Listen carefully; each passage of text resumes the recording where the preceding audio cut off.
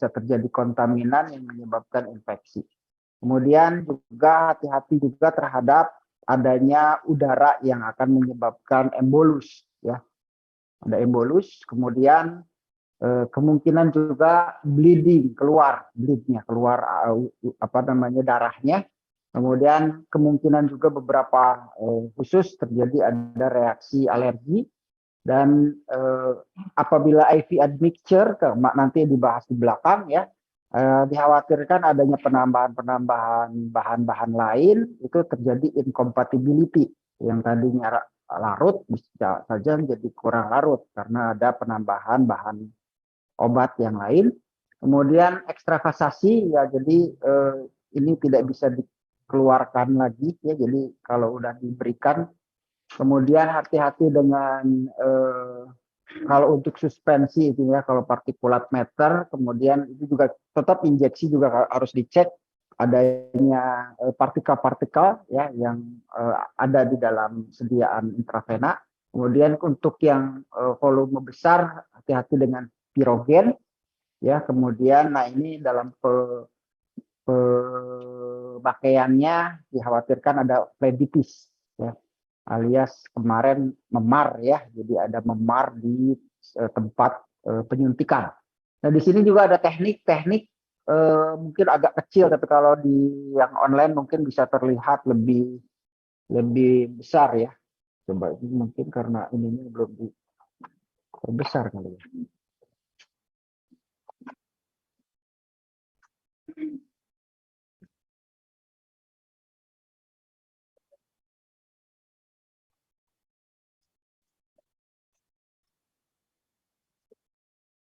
Itu di sini ada untuk intravena sudutnya adalah 25 derajat. Ya, jadi ada beberapa pemakaian yang perlu diperhatikan. Untuk intramuskular 90 derajat, kemudian subkutan 45 derajat, kemudian intravena 25 derajat.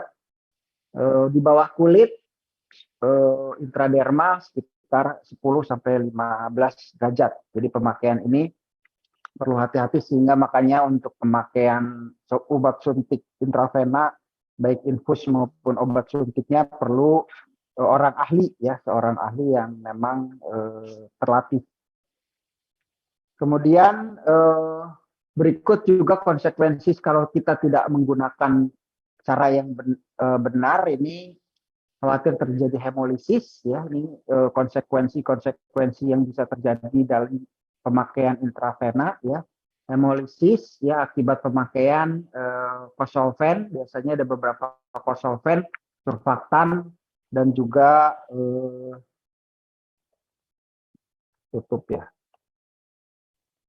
beberapa eksipien lain yang bisa kita pakai biasanya untuk menjaga tonisitas atau menjaga stabilitas ya. Ini bisa menyebabkan hemolisis biasanya. Kemudian juga beberapa mungkin juga ada terjadi presipitasi atau pengendapan. Ya, jadi pengendapan juga karena beberapa akibat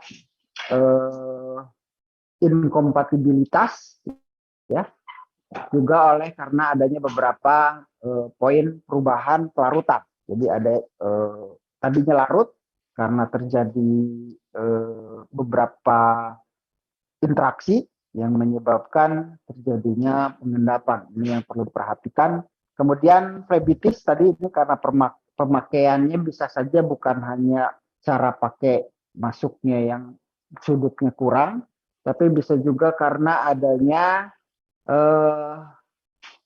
ukuran partikel yang masuk ya. Jadi ada beberapa partikel yang tadi gara-gara presipitasi, gara-garanya ada pengendapan, ada beberapa partikel yang jadi tidak larut sehingga menyebabkan tertumbuh beberapa kristal ya yang bisa menyebabkan phlebitis ini.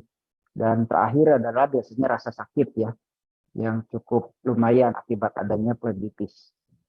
Nah, phlebitis seperti ini, jadi tergantung dari kondisinya. Jadi kalau injeksinya slow rate-nya kecil, makanya kemarin ada kita rate-nya dilihat ya.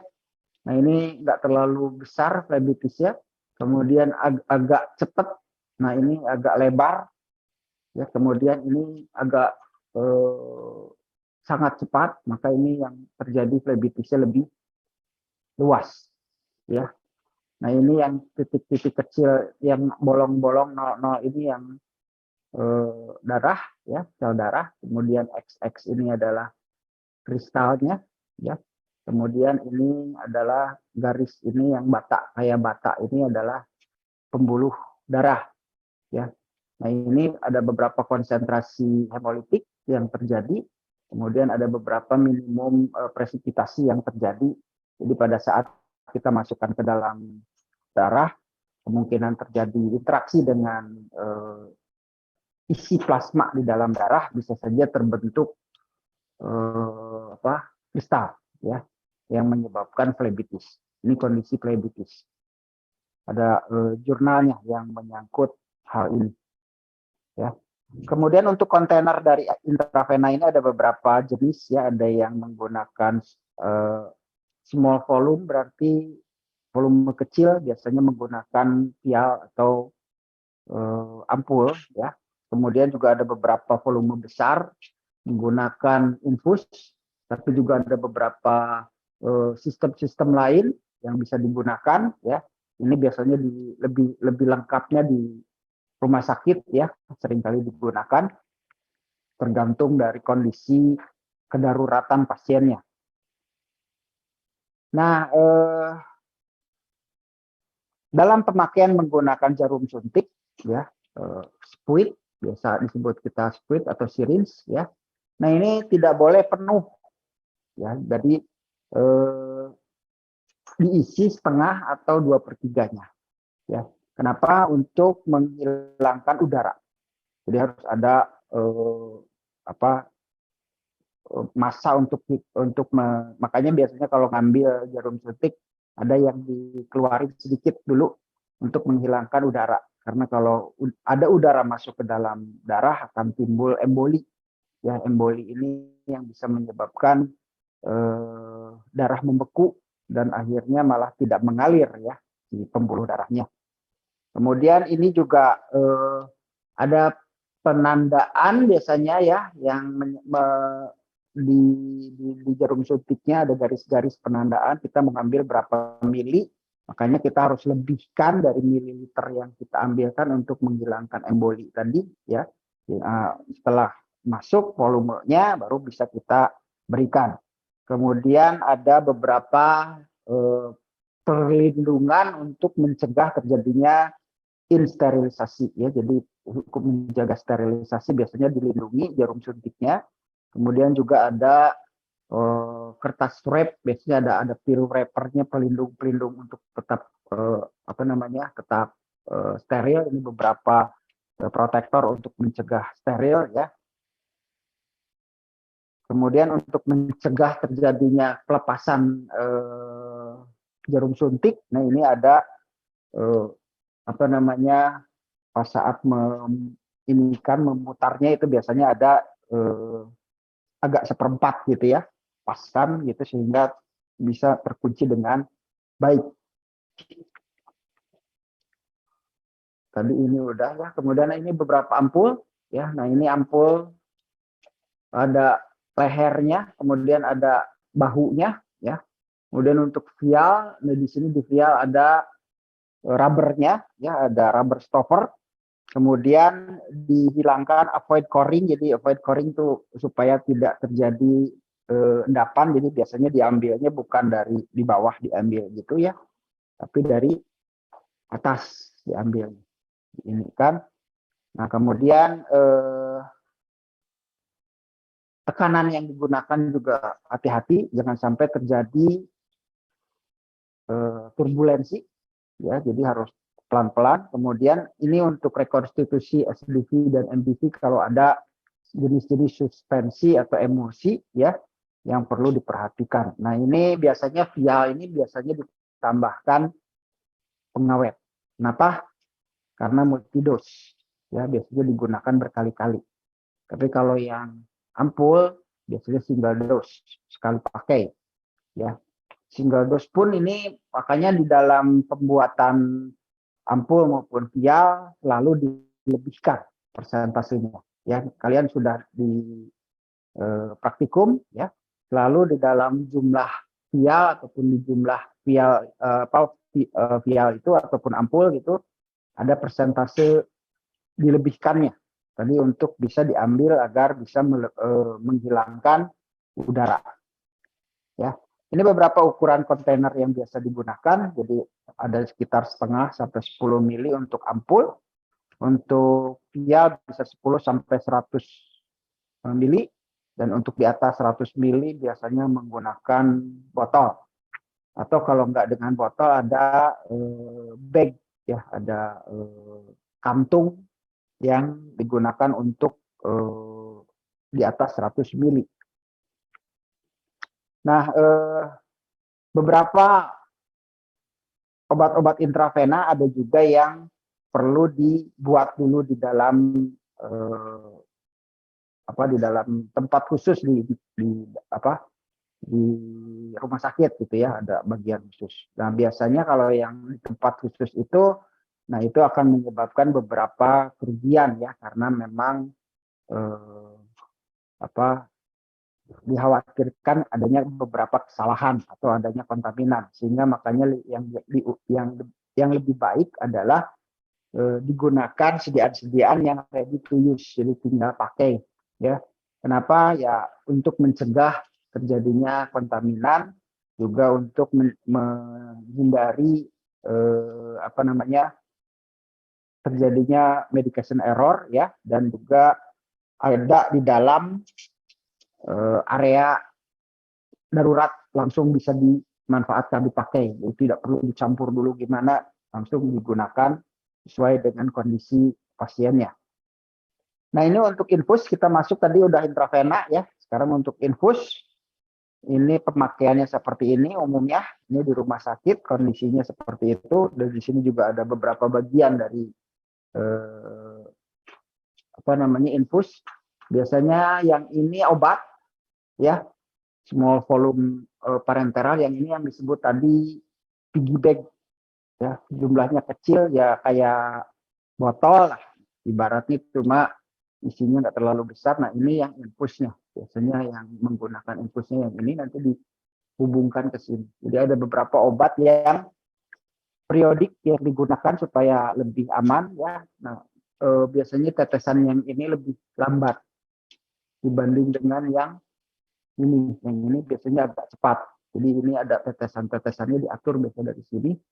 Nah, nanti ini masuknya ya tergantung dari dosis yang digunakan. Di sini makanya bisa diatur dosis yang digunakannya berapa. Ya, tergantung tadi ada beberapa dosis farmakokinetik kan yang yang gradual ya, terus menerus. Nah, untuk infus ada dua cara. Jadi ada continuous dan intermittent. Nah, yang continuous ini adalah biasanya untuk elektrolit dan beberapa cairan dasar ya, kayak ringer laktat gitu ya, yang sering kita pakai, kemudian glukos ya, nah, kemudian atau beberapa produk darah ya, kita untuk donor yang darahnya perlu ditambahkan itu harus continuous. Dan ada beberapa obat yang punya kontrol ketat dari dokter yang bisa yang darurat, biasanya yang digunakan untuk continuous seperti ini. Kemudian intermittent ini yang periodik, jadi bertahap ya. Kemudian ini digunakan untuk lebih mempercepat penyembuhan, efikasinya lebih baik ya. Kemudian juga mencegah adanya toksisitas. Biasanya yang intermittent adanya di atas tadi yang ini ya. Ini yang intermittentnya. Ini yang continuousnya yang besarnya ya.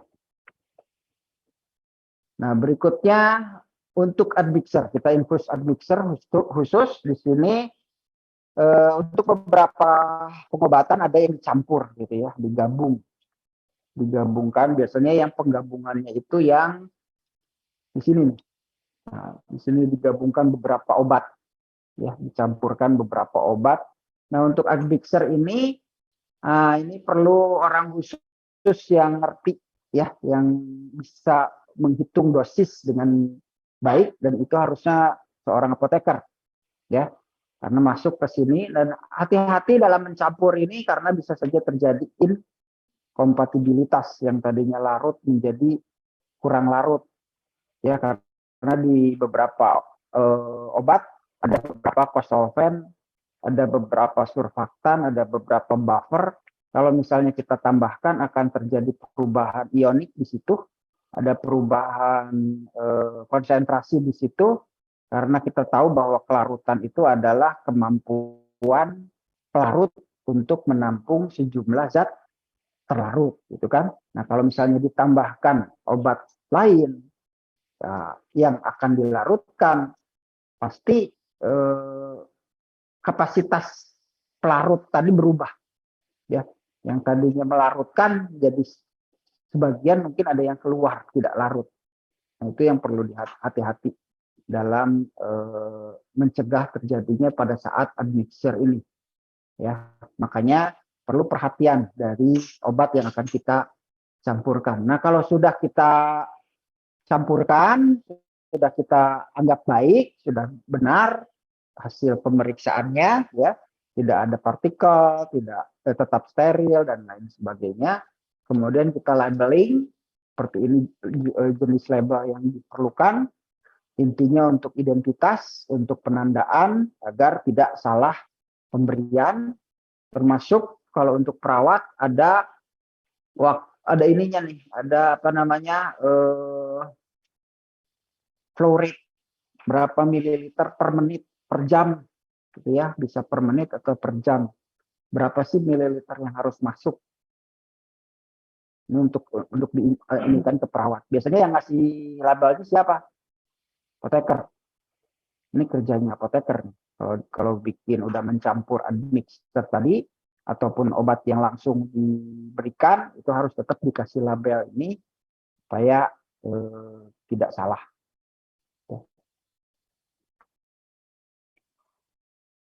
Nah, ini ada beberapa dari pelabelan yang perlu dihindari, ya.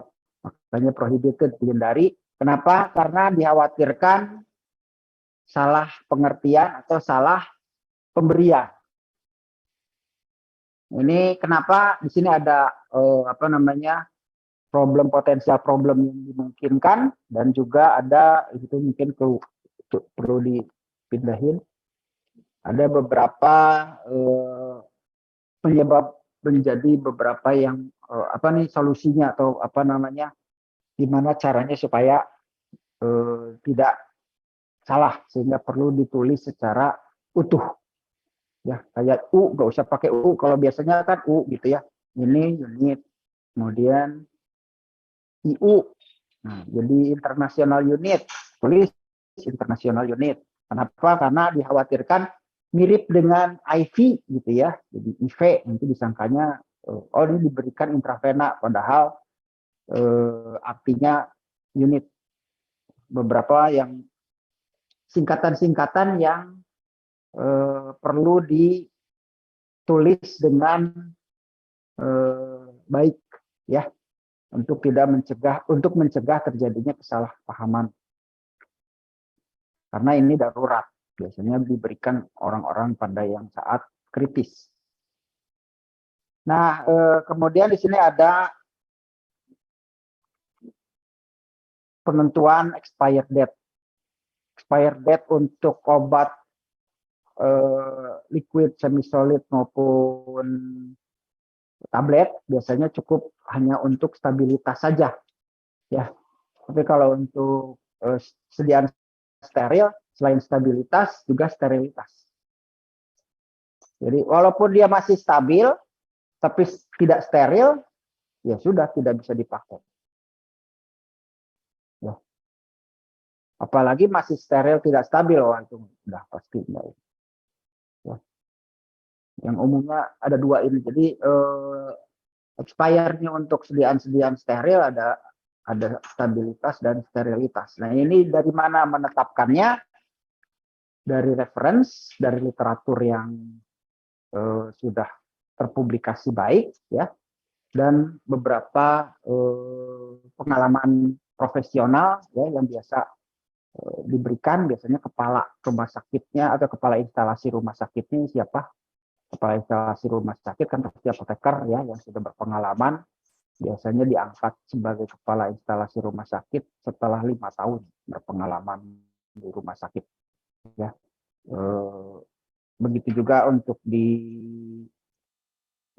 industri, biasanya sekitar 2 atau 3 tahun baru di level manajer, ya, seorang apoteker itu. Jadi pengalaman dulu, dilihat dulu pengalamannya, ya. Biasanya kalau belum kelihatannya kurang ini, dipindah, ada pindah dari produksi, pindah ke QC, pindah ke gudang, pindah ke teknik, gitu.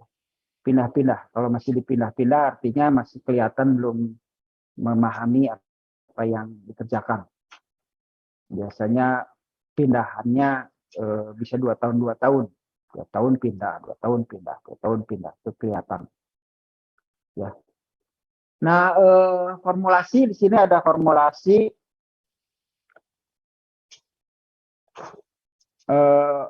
formulasi yang perlu disiapkan. Biasanya di industri ada, pertama adalah pembawanya, yaitu Aqua Pro injeksi, ya. Kemudian ini bahan tambahannya ada banyak, ya. Kalau untuk obat-obat tertentu yang sulit larut, biasanya ditambahkan kosolven. Kosolven itu prinsipnya adalah penyesuaian konstanta dielektrik. Tetap jadi ada ion di situ, ya. Kemudian beberapa surfaktan juga ini surfaktan kritis dan pemakaiannya juga amat sangat kecil, ya. Tidak boleh besar karena bisa mempengaruhi permeabilitas pembuluh darah. Bisa saja nanti malah terjadi iritasi terhadap pembuluh darah karena pemakaian surfaktan. Nah, ini kritis, makanya pemakaian surfaktan sebisa mungkin tidak ada. Kalau memungkinkan bisa hilang, ya. Kemudian tonisitas, ya,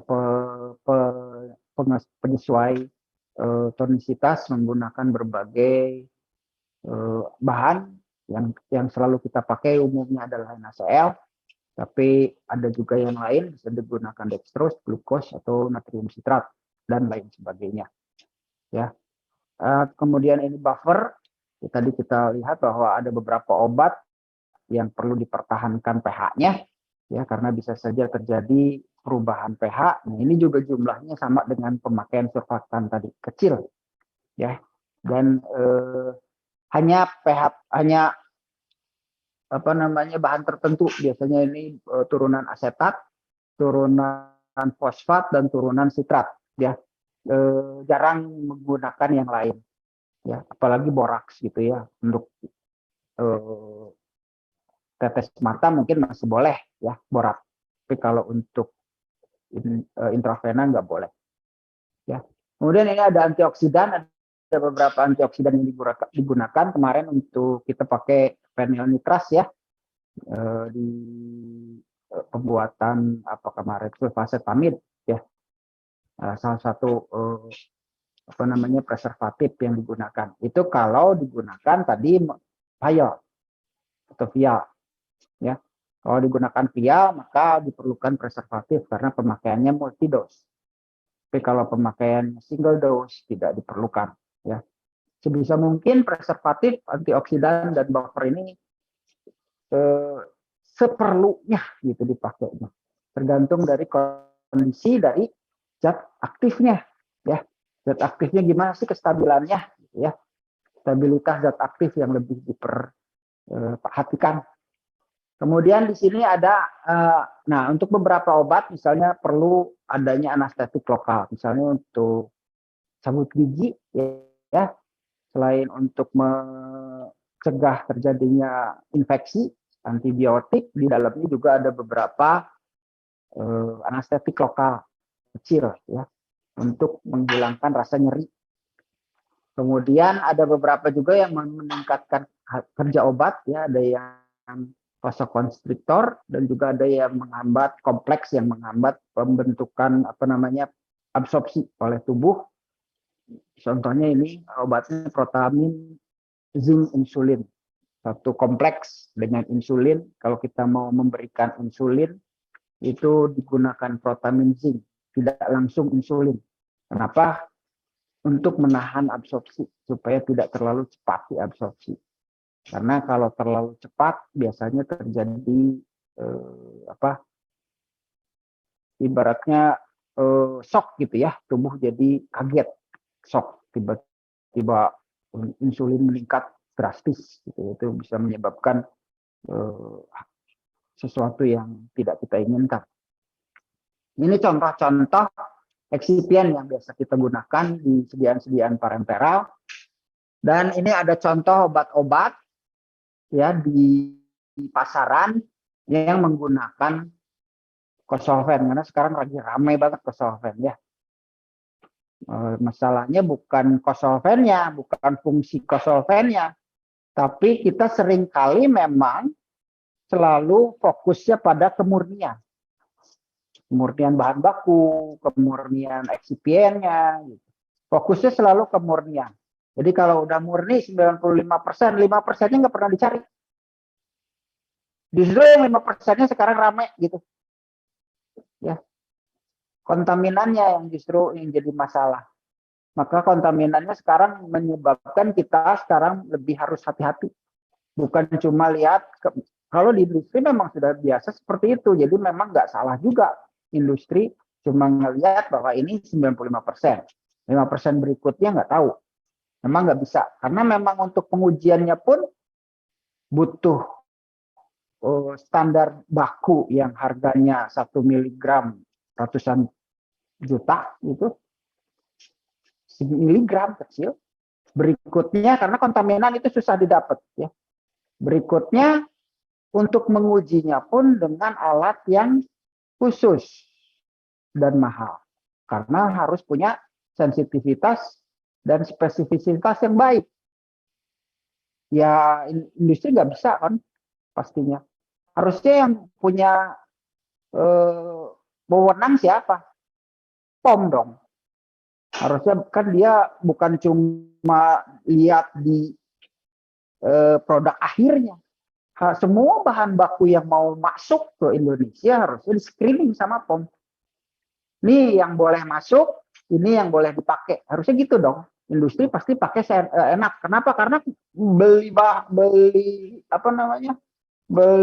work reference tadi ya, baku standarnya itu segitu mahalnya. Tapi kalau POM kan sekaligus banyak begitu kan nggak masalah gitu ya. Jadi industri jangan nyalahin nuduh ke industri. Selama ini pengawasannya bagaimana? Karena pengawasannya memang selama ini cuma berdasarkan kemurnian saja. Ini jadi kembali jeweran untuk kita semua ya.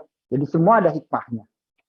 Walaupun ada korban yang ini ya bagaimana lagi ya. Tapi dengan itu kita harus lebih hati-hati artinya. Selama ini memang kita selalu ceknya kemurnian. Ya, sedangkan si itunya nggak pernah dicek si kontaminan. Itu satu. Kedua, juga fisik nggak pernah dicek. Dia itu polimorf yang mana? Apakah dia itu stereoisomer? Nggak pernah dicek. Setelah ramai, misalnya model kayak thalidomid, ternyata ada bentuk L dan S yang tercampur, dan ternyata bentuk S yang lebih beracun, yang lebih banyak, itu polimorf. Salah satunya stereoisomer itu polimorf. Bisa saja menyebabkan hal yang tidak terduga. Ya karena selalu cuma kemurnian. Sedang secara kemurnian kan cuma lihat dari struktur. Struktur sih iya, betul itu. Tapi struktur yang mana? Struktur yang terlipat, struktur yang membentuk habit seperti apa gitu kan? Itu semua akan menyebabkan perbedaan. Ini contoh-contoh kondisi bahan baku. Makanya penerimaan bahan baku harusnya lebih kritis, karena makanya sekarang lebih ramainya adalah quality by design, karena kualitas didapatkan sejak awal kita desain, sejak awal kita tambahkan, bukan cuma dari titik akhir pemeriksaan. Itu kan CPOB. Ya. Jadi tidak hanya dari pengujian akhir. Pengujian akhir lolos, syukur. Berikutnya malah nggak lolos, ya karena kita nggak cek di depan mengenai kontaminannya, mengenai beberapa bentuk habitnya, gitu ya. Karena ada beberapa kejadian, terutama di industri, yang tadinya larut jadi nggak larut, yang tadinya nggak voluminous jadi voluminous. Ya. Itu salah satu contoh karena pengujiannya di awal tidak benar, sehingga kita harus berani mengatakan tidak mau reject untuk bahan yang kita walaupun udah dibeli. Kita udah beli, biasanya kan orang ada beberapa distributor uang dulu masuk gitu, baru barang datang. Ya. Setelah uang masuk, pas barang datang kita cek ternyata tidak sesuai spesifikasi, ya kita tolak. Karena daripada nanti berbuntut panjang hal-hal risiko yang kita tidak inginkan, ya, walaupun nanti uang mungkin kembalinya tidak sepenuhnya, tapi dibanding dengan risiko yang lebih besar, ya mending seperti itu. Gitu. Ya. Ini beberapa contoh, ya. Nah, yang perlu diperhatikan ini pemakaiannya ya, kecil-kecil. Pemakaian kosolven ini tidak terlalu besar untuk intravena, itu kecil sekali. Jadi makanya obatnya harus yang dekat-dekat ke BCS kelas 1. BCS kelas 2-nya juga nggak terlalu berat gitu ya. Jadi nggak terlalu BCS kelas 2 yang berat gitu ya. Susah larut. Sehingga makanya butuh modifikasi dari bahan bakunya dulu sebelum diformulasi menggunakan kosolven ini. Ya, ini contoh-contoh produknya. Ya. Nah, berikut ke IV admixture atau pencampuran tadi, ya.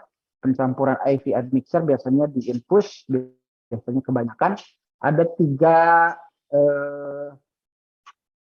tujuan. Tujuan pertama adalah untuk nutrisi parenteral. Tujuan kedua adalah untuk penghantaran obat, ya, kemoterapi. Dan yang ketiga adalah untuk radiofarmasi. Ya. Nah, untuk kita bahas satu-satu. Sampai sini ada pertanyaan di online gimana? Suaranya jelas? Ada pertanyaan? Jelas Pak suaranya.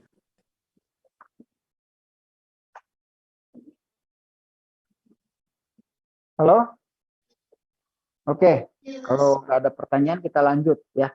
Jadi ada pertimbangan untuk nutrisi parenteral. Ya. Nah, ini yang perlu diperhatikan. Ya, yang biasa digunakan untuk apa namanya? Tadi kelewat lagi. Oh enggak, langsung ya. Nah, ini beberapa komponen yang dimasukkan ke dalam nutrisi parenteral ya. Nah, ini biasanya untuk karbohidrat itu berbentuk dextrose, kemudian protein juga berbentuk asam amino yang esensial, yang khusus, kemudian ada lemak berupa emosi, ya. Kemudian ada beberapa mineral-mineral berupa elektrolit dan vitamin, ya. Nah, ini ada kondisi-kondisi khusus, yaitu saluran cernanya sudah tidak berfungsi dengan baik. Kedua, ada kondisi kritis yang memang butuh tambahan energi ya. Nah, ini beberapa kondisi tambahan lainnya ya. Kalau tadi kan cuma 2 ya, ini yang lebih lengkapnya kondisi-kondisi yang diperlukan saat pemberian nutrisi parenteral. Nah, ini yang lengkapnya lebih banyak ya. Jadi bukan cuma masalah di pencernaan, tapi juga ada masalah-masalah tertentu yang bisa digunakan parenteral nutrisi. Ya.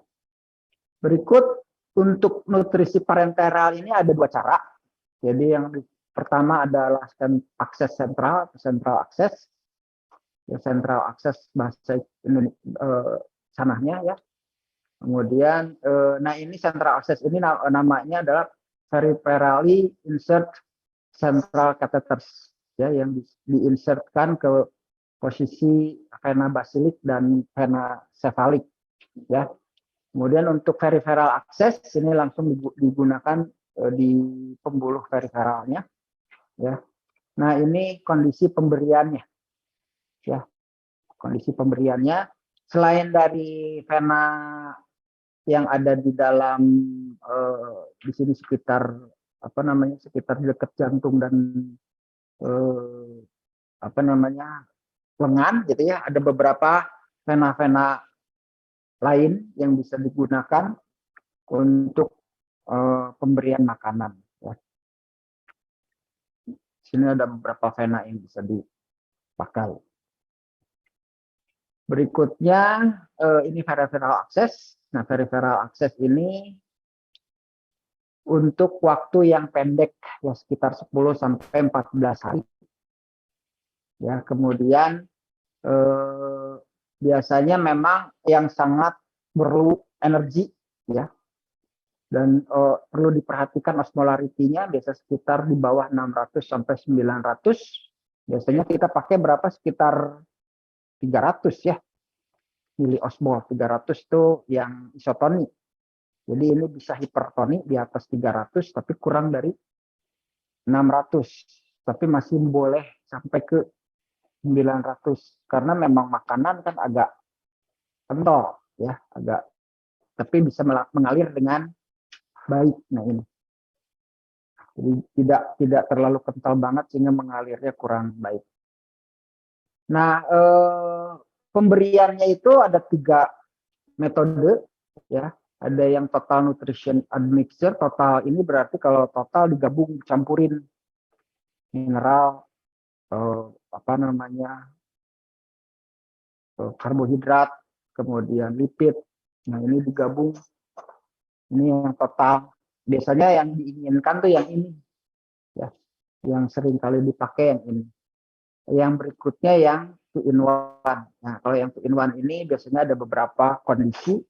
Biasanya ditambahkan beberapa obat di sana dan dikhawatirkan adanya terjadi interaksi, maka biasa digunakan 2-in-1. Ya. Yang ini juga 3-in-1 juga perlu ada perhatian. Kadang-kadang ada beberapa khas kekhususan. Jadi kalian ini ditugaskan ya tadi seperti yang dulu ya, tapi nggak perlu dikumpulkan. Cek mengenai pertimbangan-pertimbangan kenapa harus bisa digabung, campurkan, mengapa harus menggunakan 2-in-1 ya. Jadi ada pertimbangan-pertimbangan khususnya.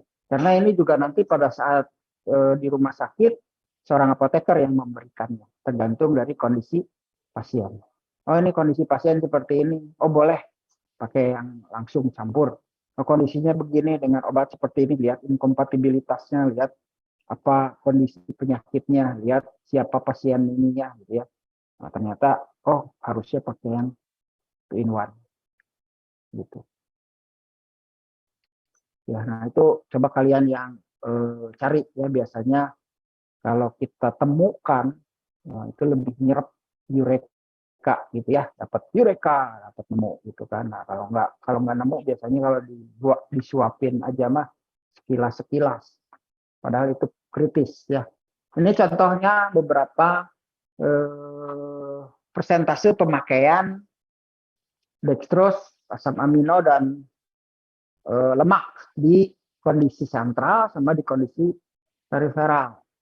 Kondisi periferal lebih kecil ya dibanding dengan kondisi sentral. Jadi yang kondisi sentral bisa dilihat lebih besar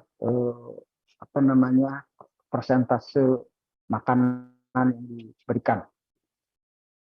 Nah, kemudian ini inisiasi dari parenteral nutrisi, jadi perlu dilihat kondisi kestabilan aliran hemodinamiknya.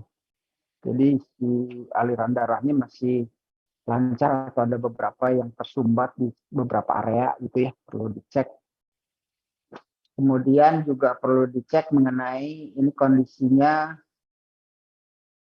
jika tidak menggunakan central access, menggunakan peripheral ini bagaimana pemakaiannya, apalagi untuk bayi misalnya neonatal ya, atau anak-anak, ini yang perlu perhatian. Kemudian biasanya dimulai pelan-pelan, pertama 1 liter ya per hari, nanti setelah hari kedua biasanya bisa 2 liter, jadi tidak sekaligus dikasih makanan banyak gitu ya, jadi harus pelan-pelan dulu. Nah, ini ada beberapa formulasi yang diperlukan ya, yang penting untuk diperhatikan dalam mencampur atau admixture dari makanan ya. Sini ada penambahan dalam dextrose ini untuk orang-orang yang glucose intolerance. Nah, ini perlu hati-hati ya. Kemudian penambahan dextrose dapat meningkat ya sesuai dengan kondisi darahnya. Kalau misalnya tekanan darahnya masih di bawah 180 mg per desiliter masih boleh. Tapi kalau tekanan darahnya udah cukup tinggi dikurangi. Ya. Kemudian ini intravena fat emulsion, FE itu fat emulsion. Ini juga bisa ditambahkan sampai ke jumlah trigliseridnya kurang dari 400 mg per desiliter. Jadi harus dicek lagi darahnya. Kondisi darahnya saat diberi makanan, tekanan darahnya jadi tinggi nggak? Kondisi trigliseridnya jadi tinggi nggak? Nah, untuk obat, ini ada beberapa obat yang diperlukan. Ya, biasanya yang memberikan ini pertimbangan dokter yang lebih ahli, ya, khusus untuk obat-obat tertentu. Ya, di sini ada kompatibilitas dari obat dan pembawanya. Kalau C artinya kompatibel, ya. Kalau ini ada beberapa bahan lagi yang blank, itu berarti incompatible. Itu yang perlu diperhatikan, kompatibilitas. Karena kita seringkali nambah, hati-hati ya, perlu perhatian khusus mengenai kompatibilitas. Yang kosong berarti incompatible, itu justru dihindari. Ini contoh obatnya. Ya. Berikut, nah perlu diperhatikan juga tadi level darahnya, monitoring blood level. Tadi yang di awal cuma monitoringnya darah tinggi, hipertensi sama triglycerid. Tapi kalau di sini selain dari toksisitas, ada juga toksisitas. Ada toksisitas blood level sama therapeutic blood level. Pada posisi berapa ya, dan di sini ada contoh-contoh obatnya. Ini contoh kecil saja ya, segini. Ini adalah obat-obat yang umum yang paling sering di rumah sakit. Ada beberapa obat-obat khusus lainnya yang tidak sering ya, dan perlu perhatian lebih intens. Jadi level blood. Nah, biasanya yang monitoring blood level ini ya orang analisis. Siapa yang analisis ya? Kalau nggak dari analisis kimia, kita sendiri. Farmasis juga ada beberapa yang ada di sana. Terus ini ada pertanyaan? Jelas ya. Nah, berikut yang terakhir adalah radiofarmasi. Nah, ini radiofarmasi agak jarang. Makanya apoteker untuk radiofarmasi juga harus khusus. Ya, harus yang terlatih, sehingga kita juga ada buka apoteker radiofarmasi khusus ya. Dan ini juga karena kekhususannya itu hanya beberapa rumah sakit tertentu saja yang bisa dirujuk untuk menggunakan radiofarmasi karena ini berurusan dengan radiasi. Ya, bisa terjadi tadinya mau menyembuhkan kanker malah timbul kanker baru kan aneh gitu ya gara-gara salah radiasi pemakaian. Nah, jadi ini kritis makanya perlu highly regulated dengan highly control.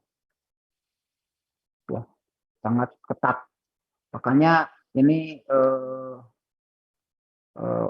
ya orang-orang yang khusus yang kalem, yang tenang gitu ya, yang bisa menyelesaikan permasalahan di radiofarmasi. Ya biasanya lebih banyak sekarang ini digunakan radiofarmasi bukan untuk obat, tapi untuk diagnosa, untuk melihat kondisi-kondisi atau untuk kontras agent, ya beberapa kontras agent dari fungsi-fungsi organ untuk melihat dari bagaimana mekanisme kerja penyakit, gitu ya. Itu umumnya pakai diagnosisnya menggunakan radiofarmasi. Tapi kalau untuk obat ini masih terbatas ya. Sampai sini ada pertanyaan? Ya, silakan. Ya.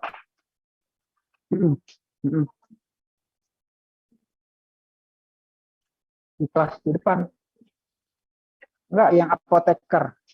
Apoteker biasanya kalau yang radiofarmasi khusus itunya apa namanya apoteker yang bekerja di instalasi farmasi yang berkaitan dengan radiofarmasi ya ada Unpad cuma satu yang baru berdiri itu baru Unpad belum ada yang lain spesialisasi jadi kita berani membuka apoteker spesial karena dulu karena selama ini jadi cuma punya spesial kan dokter spesialis mata dokter spesialis apa nah ini dokter apoteker spesialis radiofarmasi harus lulus dulu apoteker nggak bisa langsung ke situ jadi harus dulu dokter aja dokter juga kan harus lulus dulu kedokteran udah praktek gitu udah praktek nanti kelihatan punya minat di situ dan punya pengalaman di situ dan kemudian kita butuh izin untuk lebih karena kan highly regulated ya untuk izinnya itu kita maka masuk lagi apoteker spesialis radiofarmasi baru spesialis baru ini gitu belum ada yang berani buka apoteker spesialis lainnya karena memang spesialis ini harus spesial gitu harus ini belum ada dan mahasiswanya juga sedikit ya karena spesial gitu ya yang spesial kan nggak pernah banyak ya. Jadi nggak bisa langsung dari apoteker harus beres dulu apoteker yang umum baru nanti dia punya pengalaman kerja udah punya pengalaman kerja khusus baru nanti dia akan ngambil spesialis ke arah radiofarmasi. Ini karena memang tantangannya berat dan diperlukan orang-orang yang memang khusus untuk menanganinya. Ya. Oke, ada lagi pertanyaan? Ya, kita terima kasih kalau tidak ada lagi pertanyaan. Mudah-mudahan lancar ya. Jadi kita tadi udah cerita tentang intravena, tinggal minggu depan kita bahas tentang non intravena. Berarti kalau yang non intravena itu ada absorpsinya, ada yang perlu dilewati membran, ya, baik membran otot, kemudian membran kulit dan membran-membran yang lain yang perlu dilewati. Artinya ada absorpsi yang diperlukan. Ya walaupun dia tetap harus steril. Ya. Di online ada pertanyaan? Cukup jelas?